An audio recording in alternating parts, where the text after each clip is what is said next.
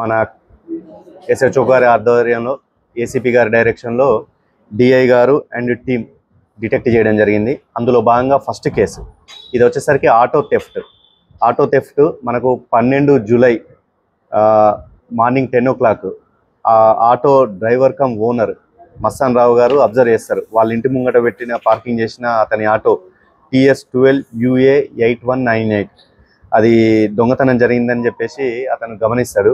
వెంటనే వచ్చి మనకు కంప్లైంట్ ఇస్తే ఒక కేసు కూడా రిజిస్టర్ చేయడం జరిగింది under section 303 class 2 crime number 72/2025.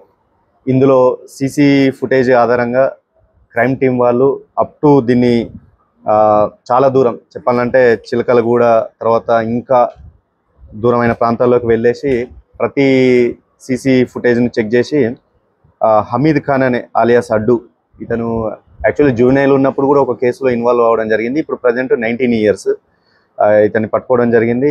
ఇప్పుడు ప్రజెంట్ మన కస్టడీలో ఉన్నాడు. ఇవాళ రిమైండ్ చేస్తాము. ఇతని మీద కార్ఖానా పిఎస్లో కూడా ఒక దొంగతనం కేసు ఉంది. సెకండ్ కేసు వచ్చేసరికి ఇది ఇంట్లో ఉన్న బంగారు ఆభరణాలను దొంగిలించిన కేసు.